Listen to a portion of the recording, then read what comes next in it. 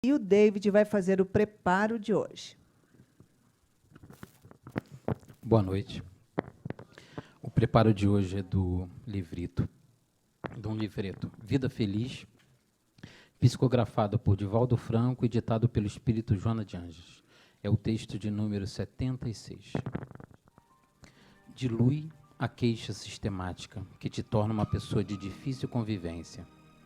É muito desagradável a companhia de alguém que está sempre a reclamar, vendo defeitos em tudo e desejando que o mundo gire na sua órbita e de conformidade com a sua maneira de ver as coisas. Não poderás modificar os outros, porém, deves empenhar-te para conseguir a própria transformação para melhor. Se tudo te desagrada e estás costumeiramente reclamando, cuidado, porquanto esta é uma atitude de quem está de mal com a vida e vive mal consigo mesmo. É necessário que te toleres, aprendendo a ser tolerante com o próximo. Nossa querida Joana sempre deixa muito claro tudo que ela fala. Ela não fala com meias palavras, ela coloca tudo de forma muito clara. Mas a boa notícia aqui é que se vocês têm essa postura diante da vida e vocês estão aqui no Seja, é porque vocês já estão preparados para a transformação. E essa transformação é possível. Nós temos hoje um palestrante que fala o tempo todo sobre isso, repete, repete, repete. E a gente está sempre, às vezes, querendo entender. Mas, para entender, existe uma outra dimensão, uma dimensão que a gente precisa se abrir o coração. É uma maneira simples de abrir o coração para se preparar para essa transformação de forma profunda e verdadeira, e, se possível, definitiva, é perdoando. E Joana coloca de uma forma muito direta aqui. O primeiro passo, você tem que aprender a se tolerar. Portanto, o perdão tem que ser algo que você começa dentro de você, perdoando a si mesmo. Primeiro, não importa o que aconteceu, se perdoando por ter ficado ofendido, por ter se machucado e por não ter sido atento o suficiente para amar. Porque quem ama, nada machuca, nada atinge. Boa palestra a todos, boa noite.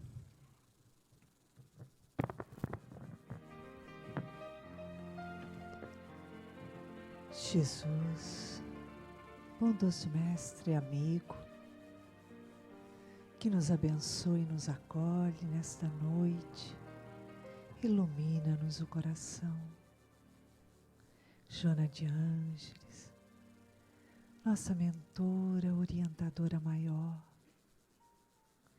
te pedimos, mentora querida, que com o seu carinho, a sua alegria e a sua inspiração envolva o nosso amigo Milton Menezes nos estudos que ele preparou para a noite de hoje, trazendo seus ensinamentos para que possamos utilizar no nosso dia a dia. Graças a Deus.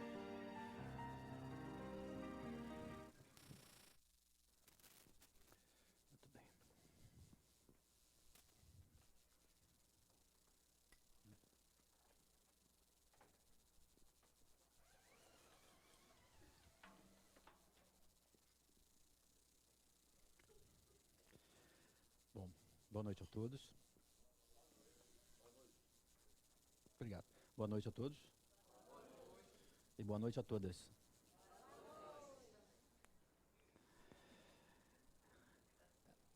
Tá sem? Agora tá? Esse boa noite especial para as mulheres não é só uma homenagem pelo Dia Internacional da Mulher, né? É o tema da nossa palestra hoje. Nós vamos falar por que os homens precisam tanto das mulheres. Por que os homens precisam tanto das mulheres, né? Não, porque senão não dá nem para nascer, né? Então, começa básico, não dá nem para nascer. É básico, né? Por enquanto, vai chegar uma hora que a ciência vai encontrar um jeito, os homens também parirem, né? Então a gente vai desenvolver lá, sei lá, a gente vai, enfim, mas basicamente porque senão não tem homem no mundo, né? Nós vamos falar um pouco sobre essa questão não da importância da mulher, porque hoje é um dia internacional da mulher, e a gente viu nos nossos Facebooks da vida milhares de florzinha, coraçãozinho e mensagens, umas mais sérias, outras mais engraçadas, mas que de alguma forma resgatam, né, e falam da importância de se ter um dia que possa concentrar as nossas reflexões sobre o papel da mulher na nossa sociedade nos dias de hoje. E aqui, mais do que nunca, poder refletir esse tema à luz da doutrina espírita, né? Não adianta só a gente mandar mensagens belíssimas, muito emocionantes no Facebook, que causam comoção e um monte de likes e curtidas e compartilhamentos, se nós ainda temos grandes desafios de fato, qualificar de uma forma respeitosa e digna a mulher na nossa própria casa, no nosso próprio trabalho, na nossa casa espírita, na sociedade. Então, me parece que é um momento oportuno, não só da gente prestar esse tipo de homenagem, mas de poder refletir qual é esse papel, então, dessa importância, à luz da doutrina espírita, do papel da mulher. Qual a importância desse papel? No desenvolvimento da nossa alma, do nosso desenvolvimento como espíritos imortais. E uma das coisas que eu queria começar falando é sobre isso, né? Ou seja, apesar de todo o avanço tecnológico, do conhecimento humano que nós temos hoje, do domínio de vários aspectos da ciência, da antropologia, da psicologia, da biologia, enfim, da medicina, apesar de todo esse avanço do conhecimento e da tecnologia, apesar de todos os recursos que nós temos hoje disponíveis e que podemos colocar a serviço do desenvolvimento da sociedade, nós nos deparamos com uma realidade muito dura em relação à forma como a sociedade trata as mulheres. Talvez não tanto hoje, né, na nossa sociedade ocidental, mas se você olhar em relação ao mundo, nós temos realidades muito diferentes daquelas que nós, mesmo que a duras penas e com grandes dificuldades, temos num país como o Brasil. Eu tive a oportunidade de ir, esse ano passado, visitar alguns países da África, e nós vemos que as condições da forma como a mulher é tratada, da forma como a mulher assume a responsabilidade sobre filhos, sobre a família, que é de uma realidade tão dura, tão cruel, que a gente não tem noção, muitas vezes, mesmo tendo aqui algumas realidades, talvez próximas das comunidades, enfim, onde tem a violência e tal, mas nós não somos capazes de qualificar ou de quantificar o que acontece em outras regiões, onde esse tipo de tratamento ele é muito mais crítico. Eu tive a oportunidade, alguns anos atrás, de visitar a Turquia, e aí você vê a diferença da forma como que a mulher ainda é tratada, de tal forma que, não só porque a parte da população tem uma questão muçulmana, né, mas enfim, por conta de uma característica cultural, ainda tem uma diferença de tratamento das mulheres que chega às vezes à beira do absurdo. Não só pelas exigências da religião, que a gente não vai entrar aqui nesse mérito, mas que traz, por exemplo, na exigência de cobrir o corpo, de não mostrar os cabelos, e mesmo que a gente possa respeitar isso como uma tradição histórica, religiosa, mas impõe à mulher um tipo de restrição da sua liberdade de expressão, da sua liberdade de manifestação, de circulação, que é quase que absurda para os nossos tempos. Mas na nossa perspectiva. Né, na nossa perspectiva de uma sociedade que busca ampliar ou igualar esses direitos. E a gente, enfim, se a gente ampliar para a realidade do mundo, nós vamos ver que nós temos muitas realidades sociais, culturais, onde há uma grande dificuldade da forma como a mulher é considerada, respeitada, etc. E que sempre foi ao longo dos tempos. Né? Eu costumo dizer que nós como sociedade, e aí principalmente a sociedade ocidental, mas nós como sociedade de um modo geral, mundial, nós temos um grande débito com duas grandes classes sociais. as mulheres e os doentes mentais. Porque a forma como a gente vem tratando os doentes mentais ao longo dos séculos beira quase que o tratamento da animalidade. Os recursos terapêuticos que nós vemos desenvolvendo ao longo dos séculos são bizarros em termos de proposta terapêutica. Da forma desde o isolamento, dos tratamentos de choque, dos tratamentos de contenção, dos mais absurdos que vocês podem imaginar, que ao longo da história, mesmo como tentativas válidas de lidar com esses desafios, falam da nossa limitação de compreender o que se passa na realidade de um doente mental, por exemplo. Né? Aqueles que de nós convivem ou já conviveu com essa realidade sabem do que eu estou falando. E o outro grande campo que a gente tem um grande débito são as mulheres.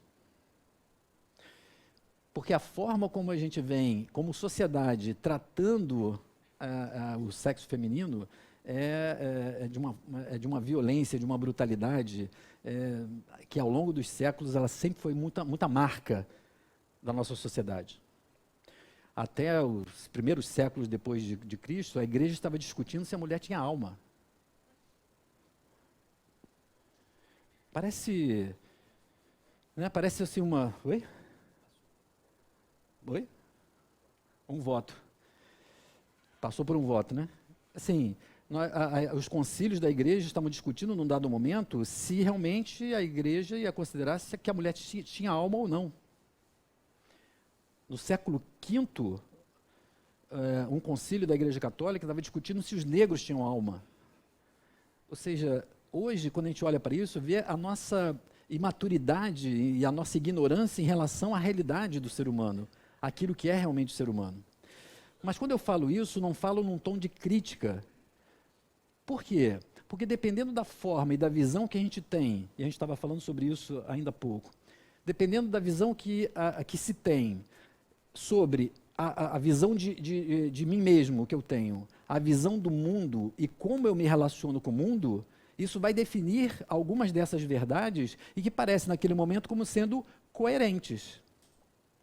Nós não podemos, numa perspectiva, por exemplo, e por isso que é importante, no meu modo de ver na visão espírita, porque quando a gente pensa numa visão espírita de homem, nós estamos avaliando e refletindo sobre uma visão de quem nós somos completamente diferente daquela que era feita no século V. Onde então a visão de homem e a visão de mundo era uma característica da imaturidade desse grupo de espíritos que somos nós, reencarnados, que naquele momento tinha uma visão muito precária de quem realmente nós somos. Então isso parece compreensível e até coerente, por incrível que pareça, que naquele momento a gente julgue de repente que é possível que o negro não tenha alma. Que talvez um pouco antes estivesse discutindo se a mulher tem alma. Porque se eu considero, então, numa perspectiva histórica, naquele momento, que a visão de mim mesmo é que eu sou criado à imagem e semelhança de Deus, homem, e que cria primeiro quem? Adão, homem. Eu posso ficar com a impressão de que, se Deus criou, então, o homem primeiro, é porque ele é mais importante, não é isso? Dizem que não, que ele criou a mulher depois para ela não dar pitaco quando ela estivesse criando o homem. Senão ela ia dar pitaco. Não, faz o seguinte, faz assado, faz assim, faz assado, faz assim, é melhor fazer assado. Eu acho melhor fazer assim, né? Então melhor fazer o homem primeiro, né? Mas isso cria uma condição de que, na verdade, a mulher vem como uma dependência ou como um desdobramento do homem, que fica parecendo mais importante, o que é uma ingenuidade, mas que faz parte daquele momento de um contexto que dá primazia do universo masculino sobre o feminino. A discordar? Pois é. Tem isso, né? Que diz, aí tem outros que dizem isso, né? É porque não é isso. As mulheres falam assim, não é isso. É porque a obra-prima ela só vem depois do rascunho. Primeiro faz o rascunho, depois aprimora e faz a obra-prima. Aí vem depois, né? Então, é isso. Chupa essa manga, né? Então, veja bem, essa lógica, e aí principalmente tem uma coisa muito perversa aí, que é associar na questão da tradição judaico-cristã, que o papel da mulher vai ser de desencaminhar o homem. vai ser, de alguma forma, trazer essa questão da sexualidade, do uso da sua feminilidade, num aspecto mais voltado para a questão do pecado, da queda, e isso determina, então, todo, inclusive a partir daí, dentro das Escrituras, a partir daí, inclusive, definiu o sofrimento. Então, lamento informar, mas vocês, mulheres, são as responsáveis do sofrimento dos homens. Porque, segundo as Escrituras, a partir dali, então, o homem vai experimentar o sofrimento como forma de reparar esse pecado, que é o quê? Fruto da mulher, que vai, então, levar o homem a provar o fruto proibido. Um grande ingênuo levado por uma grande espertalhona que vai... Mas vejam, mas essa é a visão de homem que vai predominar e ainda predomina em muitas tradições religiosas. E é por isso que, apesar do grande avanço que a gente tem dos direitos da mulher, nós temos ainda uma forma desigual de tratamento e de consideração sutil, às vezes muito subliminar, dessa diferença entre o homem e a mulher. Vamos falar de como a mulher dirige? Não. Não, né? Vamos falar não, né? Pode falar? Pode.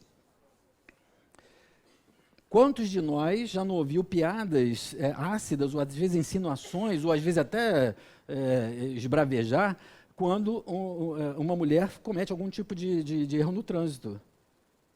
Isso como se fosse, então, um padrão de gênero. As mulheres não sabem dirigir, os homens sabem. O que é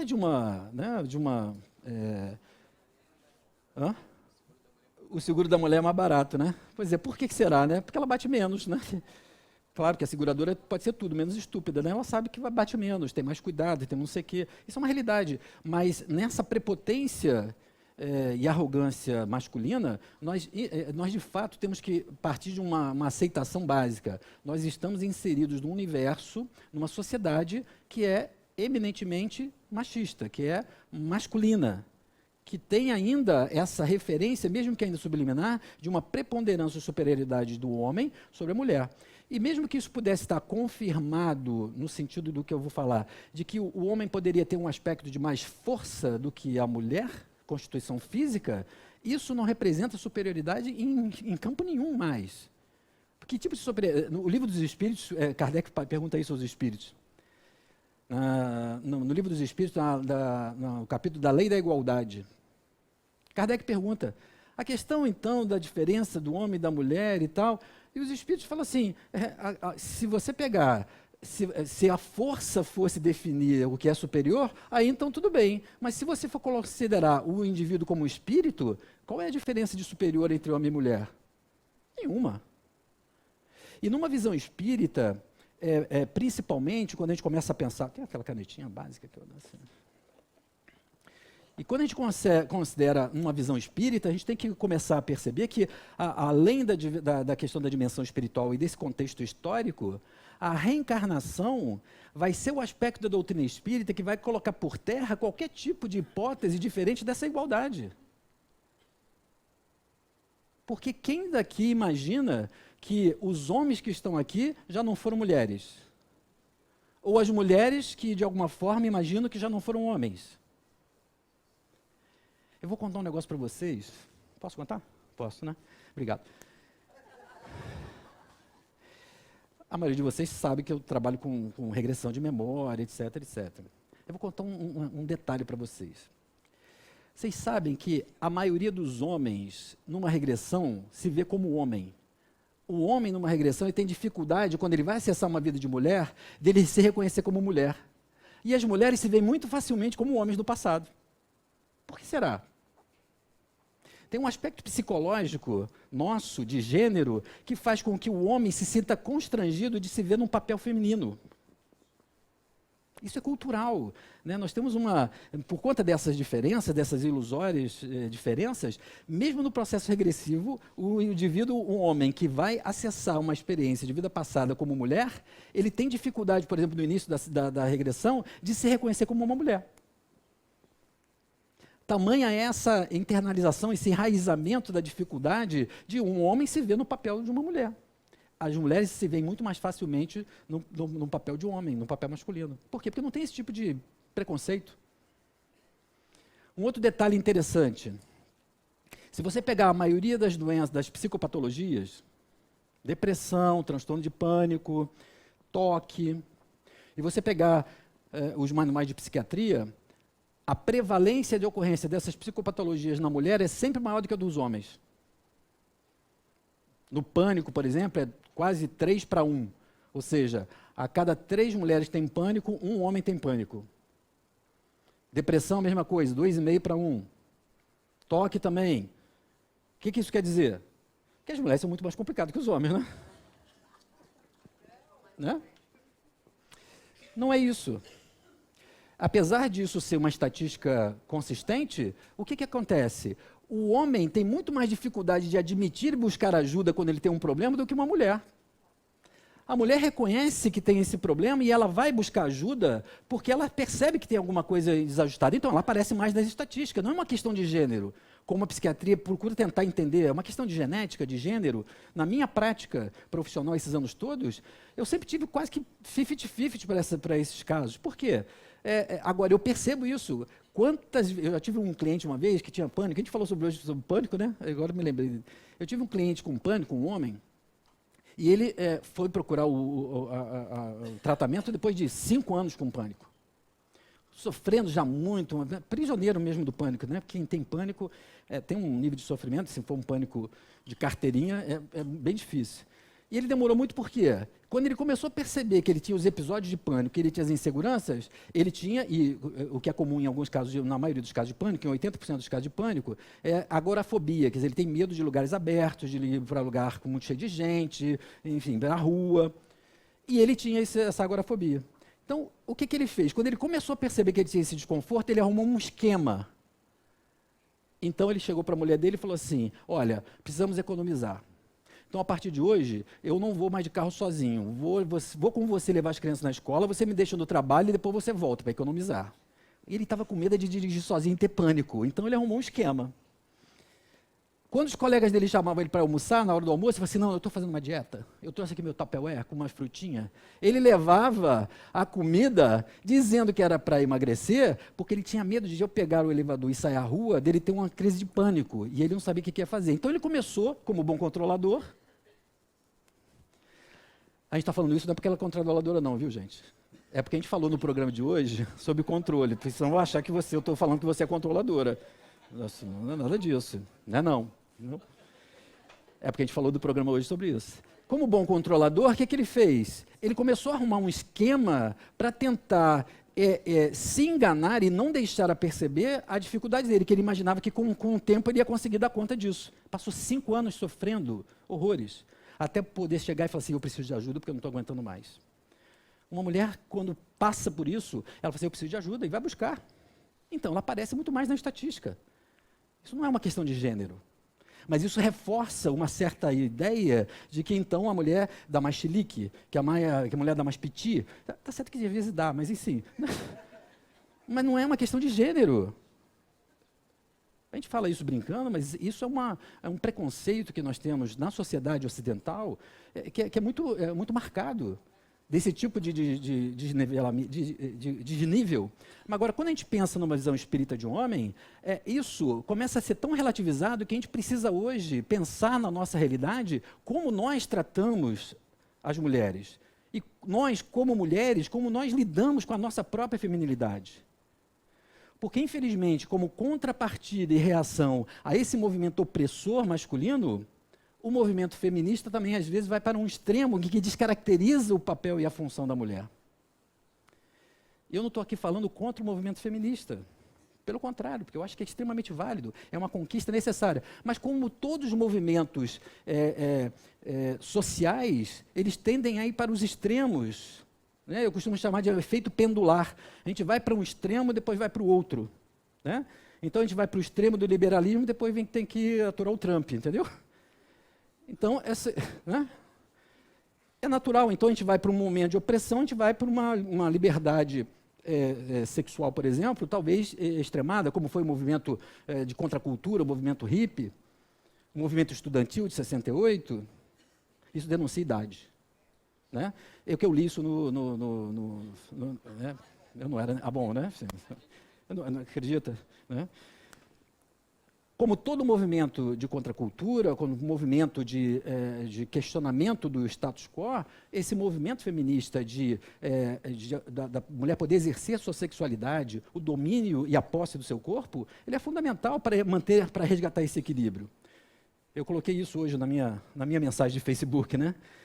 Eu acho que assim, a sociedade tem esse débito em relação às mulheres, porque se a gente olhar pela história da humanidade, as mulheres foram sempre tratadas como um objeto muito destinado ou a ter filhos, a prole, ou a dar prazer para o homem. Ponto.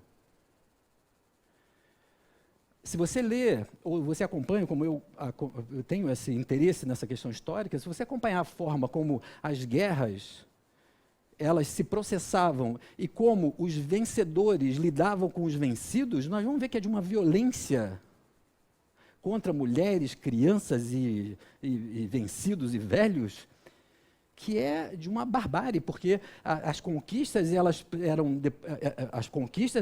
logo depois do desdobramento era de um abuso sexual coletivo, sem respeitar a idade, sexo, enfim. E aí, a gente, quando considera a visão espírita de homem, que eu estava falando, e a reencarnação, esse aqui já desencarnou. Esse tem um que está reencarnado. Quando então a gente pensa na visão espírita de homem, sabe por que ela está rindo? Chãozinho. Quem costuma assistir minha palestra sabe que eu tenho que fazer o meu... Isso aqui é uma mulher, isso aqui é um ser humano, é uma mulher, né?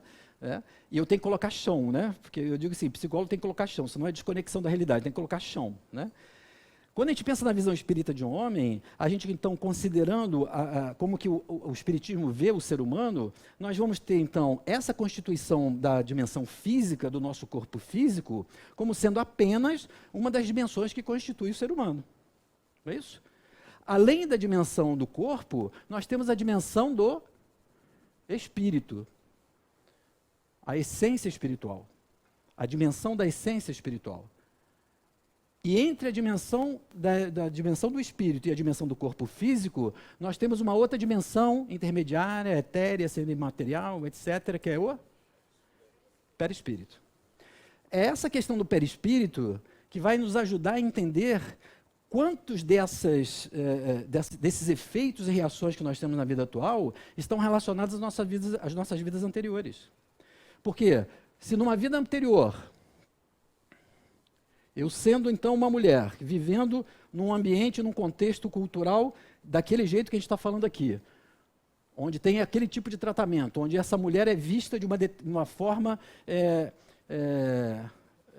inferiorizada, ridicularizada, insignificante, enfim, tem uma desqualificação social.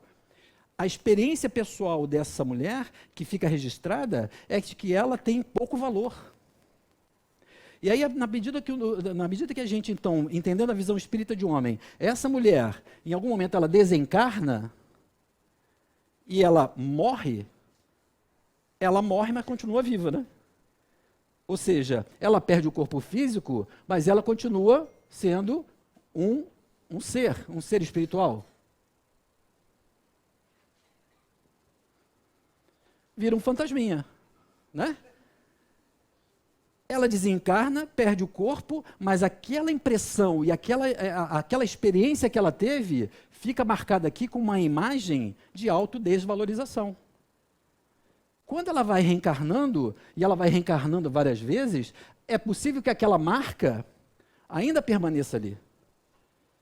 Se ela é hoje uma mulher, ou mesmo se ele hoje é um homem. E aí, às vezes, aquela sensação de autodesvalorização, ou a violência com que foi tratada aqui, foi de tal forma que marcou e deixou um tal tipo de trauma, e esse trauma ainda está relacionado, está dentro do seu psiquismo, fazendo com que hoje, diante de uma situação, por exemplo, de relacionamento amoroso, ela tenha restrições em relação aos homens. Por que tantas mulheres falam assim, homem não presta? É um mito. Né? Mas tem um monte de homem que realmente confirma a regra, né? Por que a gente tem isso? É porque, de fato, tem vários homens que confirmam essa regra. Mas se você pensar, há uma generalização, porque como na experiência, ao longo da história da humanidade, os homens trataram as mulheres basicamente dessa forma, há uma compreensão assim, se esse homem fez isso comigo, todos os homens vão fazer isso comigo. Então, daquele homem que me maltratou, eu generalizo, o nosso psiquismo é muito literal, e ele fala, os homens fazem isso. Então não é aquele homem que fez isso, os homens fazem isso. Então a gente reencarna, não lembra disso, quando a gente está hoje diante de um varão, e a gente olha para ele, o que a gente pensa primeiro? Ah, que lindo, deve ser o meu amor da minha vida, né? Mas vai que é homem? Então, há uma possibilidade de uma generalização e algumas dificuldades de mulheres em relação a relacionamento amoroso está por conta desse tipo de registro de experiências onde nós, quando sendo mulheres, tivemos muita infelicidade no relacionamento com os homens. Mas isso quer dizer, então, que a gente tem que ser cauteloso e desconfiar de todos os homens e confirmar essa regra? Não. Porque qual é o desafio? Como espíritos e como espíritos eternos, o processo da reencarnação está nos colocando a desenvolver as nossas potencialidades, as nossas virtudes. E é por isso que na reencarnação, ora nós vamos poder estar num corpo masculino, ora vamos estar experimentando o corpo feminino. Por quê? Porque nós estamos falando de dois gêneros que têm características dinâmicas completamente diferentes um do outro. E aí, na minha opinião, o importante é que a gente, como mulher, e aí a gente, porque eu falo aqui do meu lado feminino, né? A gente, como mulher, na situação de hoje encarnado, vocês como mulheres, não podemos deixar de ter em vista qual é o papel, então, da mulher nesse processo de desenvolvimento para a humanidade mais justa, mais amorosa, mais equânime. Foi feita uma pesquisa nos Estados Unidos e em alguns países, a mulher tende a ser muito menos corrupta do que os homens. O nível de corrupção das mulheres é muito menor do que o dos homens. É porque elas são melhores? Claro que, como a gente está falando de espírito, tem homens que não são corruptos e tem mulheres que não são corruptas. Não tem uma coisa a ver com gênero. Mas nós temos uma certa tendência a imaginar que, então, como homem, eu posso fazer qualquer coisa. Um tipo de poder que está atribuído ao gênero masculino, que se foi razoável num dado momento da humanidade, onde a gente precisava desse tipo de força masculina para transformar o meio e manter um meio habitável, esse passado ele ficou para trás. E hoje nós temos outros desafios no papel do homem e no papel da mulher. Tanto é que quando a gente fala da reencarnação, hoje, se eu, por exemplo, encarnado num corpo de homem, numa experiência tipicamente masculina, eu não sou capaz, dentro do processo de desenvolvimento da minha alma, do meu espírito, ter o aprendizado da experiência de ser mãe. Tenho a experiência de ser pai, mas é completamente diferente da experiência de ser mãe. Isso é uma diferença que fala daquelas diferenças em relação ao gênero masculino e feminino, não porque um seja melhor do que o outro, mas porque nós temos diferenças complementares para o desenvolvimento e o crescimento nosso como alma. E é por isso que nós, de uma certa forma, a maioria de nós, está sempre buscando um relacionamento. Porque no relacionamento amoroso, nós vamos estar buscando nesse confronto de diferenças, poder crescer mutuamente num processo de aprimoramento das nossas qualidades. Ou seja, a parte mais importante da mulher é o homem, e a parte mais importante do homem é a mulher. Nesse sentido, porque nessa complementaridade nós trazemos experiências, perspectivas, pontos de vista, a percepção sobre a realidade completamente diferente do que é o de um homem e de uma mulher. E a mulher, no meu modo de ver, não pode perder isso, porque isso é o que realmente ela agrega do diferencial de ser mulher e afirmar na sua feminidade. Não só e apenas pelo exercício da sua sexualidade ou do domínio do seu corpo, mas ser capaz de reafirmar a contribuição e o valor que ela tem como do feminino na vida da sociedade, de modo geral. E nós, como homens, começar a perceber que, inclusive, essa experiência também agrega e deve despertar em nós esse quê de sensibilidade. Quando eu falo de sensibilidade, não é a sensibilidade da mulher frágil, mas é da mulher que é capaz de olhar para a perspectiva da realidade de uma forma diferenciada do homem. Não tem melhor ou pior. Se o homem tem uma tendência, talvez, de ter um sentido mais pragmático, o que também é muito relativo, que a gente vê quantas mulheres executivas hoje que têm estilos de gestão muito mais eficazes do que alguns homens. Isso já não cabe mais, porque já se rompeu, de fato, essas barreiras, mas nós temos barreiras ainda de um ranço de como a gente lida com essa questão, que traz alguns atributos e uma classificação desses atributos ao homem e à mulher. E isso, na verdade, é uma grande ilusão. Na hora desse encontro, nós podemos e devemos estar agregando aquilo que a gente traz de diferencial. O livro dos Espíritos, os Espíritos respondem isso a Kardec. Vejam, né? O livro dos Espíritos, né? Século XVIII, século XIX, falando sobre isso, e os Espíritos respondem para Kardec o seguinte, é a lei de igualdade, né? Nesse capítulo, a lei de igualdade. É evidente que, sendo espíritos onde o sexo, a questão do gênero, ela ainda existe, homens e mulheres têm direitos iguais. Claro, os espíritos falando isso, mas têm funções diferentes. Funções na vida, porque eu volto a dizer, a minha experiência hoje como homem me rouba a possibilidade de dar uma percepção e da perspectiva feminina. De, por exemplo, basicamente, de ser mãe. Agora, pode me inspirar a ser um pai de uma forma diferente. Da mesma forma que, então, uma mulher que reencarna na mulher, como mulher, acaba tendo também um desafio em relação à própria maternidade, porque não é só porque nasce mulher que, então, vai ter toda a facilidade para ser amorosa com seus filhos.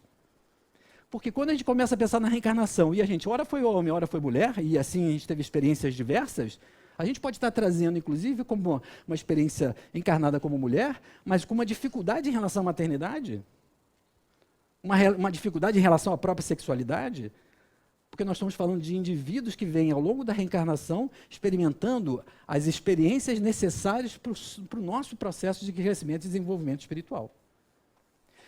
É por isso que, na hora que a gente vem reencarnando, e hoje a gente se depara com essa diferença de gênero, os espíritos vão falar que essa diferença de gênero, ela é uma necessidade do espírito em desenvolver aquilo que nós temos de diferenças. Então, viva a diferença. E ela tem que ser vivida com essa qualificação, né? De a gente qualificar aquilo que é diferente entre nós.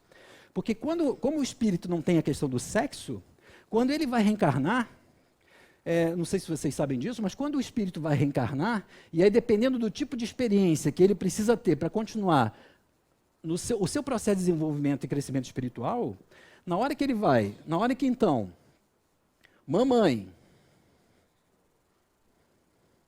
vai se ligar a papai para ter um filho, e ela vai dar o óvulo, e ele vai dar o espermatozoide, isso aqui é um óvulo, isso aqui é um espermatozoide, tá ok? Ok? Na hora, então, que essa união vai gerar a primeira célula ovo, e o espírito, então, reencarnante, vai começar a se ligar aqui, ele, então, nesse momento, está começando a se ligar ao seu novo corpo, fisicamente, nessa hora, ainda é indiferenciado. O espírito traz na sua carga, na sua bagagem energética, aquela predisposição que ele necessita para o seu momento evolutivo, para o seu crescimento. Mas em termos de corpo, tanto é que a primeira célula, nós vamos vindo da primeira célula, né? Aquele negócio do zigoto, né? Depois vai dividindo, vai não sei o quê. Até que tem um momento, na hora da diferenciação sexual, que a ciência ainda se debate de como é que acontece isso. Algumas células vão se desenvolver para os órgãos masculinos, ou então para os órgãos femininos. Aquilo que vai numa mulher se desenvolver por os ovários, no homem vai evoluir para o testículo, para os testículos. Aquilo que no homem vai evoluir para o pênis, na mulher vai evoluir para o clitóris. Vejam que então, na verdade, nós temos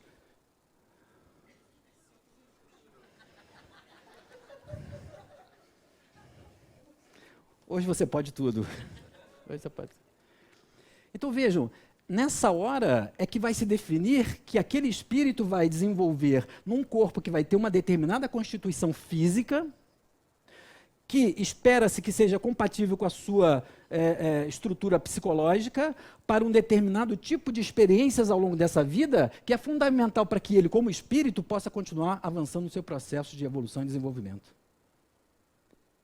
Então nós, quando consideramos a reencarnação, sabemos que, estando como homem ou como mulher, nessa encarnação, temos um grande papel de poder estar crescendo espiritualmente na perspectiva do gênero que nós estamos.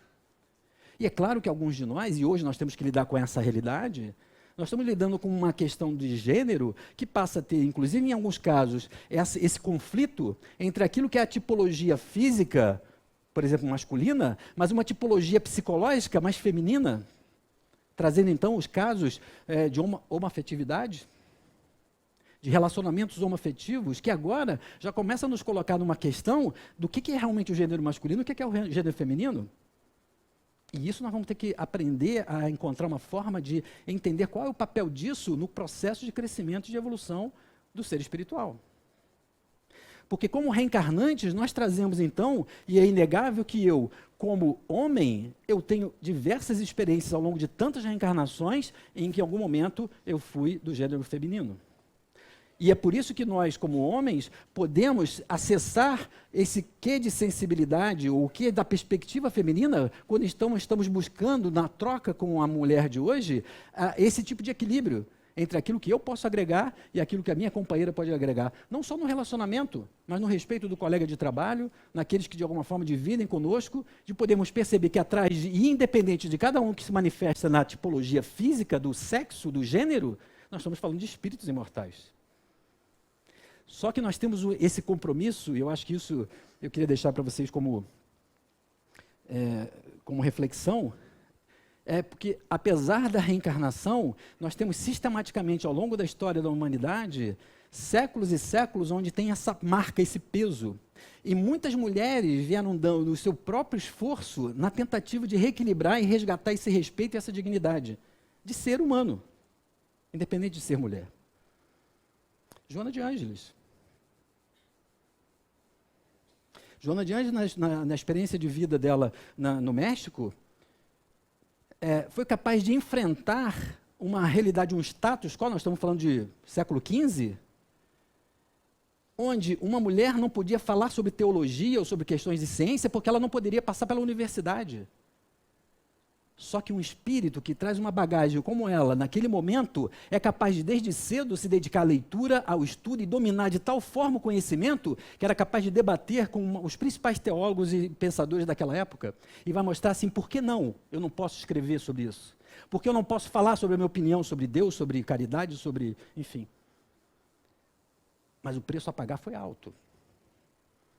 Mas eu perguntaria a ela, será que valeu a pena? E ela vai dizer, claro que valeu. Porque ela honrou, naquele momento, com a sua própria vida, diversas, inúmeras, milhares e milhões de mulheres que antecederam ela, que não tiveram a mínima oportunidade de poder falar a sua voz, de dar o seu voto. Como ainda hoje tem pessoas, mulheres, que não podem dar o seu voto, não podem mostrar a sua cara. Quando a gente pensa na reencarnação, ela não está a serviço só das mulheres, ela está a serviço de um equilíbrio espiritual que favorece que, se nós homens formos espertos, vamos respeitar mais ainda a mulher, porque vai que na próxima reencarnação eu venho como mulher. Eu tenho que estar com o terreno um pouco mais melhor preparado, senão eu vou sofrer bastante, né? No mínimo uma visão utilitarista. Mas é a compreensão de que hoje, eu falei isso hoje no Facebook, que eu acho que eu dava parabéns às mulheres, como estou dando hoje, as mulheres que hoje estão encarnadas hoje como mulheres, porque elas estão nesse papel de resgatar a dignidade e o respeito de ser mulher. E estão honrando diversas e inúmeras mulheres que antecederam ela, que não tiveram talvez a mesma oportunidade de falar o que vocês podem falar, o que nós podemos falar. E quando a gente passa e tem uma visão espírita de homem, o que é então ser mulher, o que é ser homem? Na fraternidade universal de Jesus, não existe diferenças, existem só irmãos. Existe só realmente a possibilidade de uma troca amorosa daquele que, como espírito, está conosco, junto conosco, no processo e num programa de desenvolvimento pessoal e espiritual. Então, parabéns a todas vocês, espíritos de mulheres, né, que um dia foram homens, e aos homens que um dia foram mulheres. Muita paz.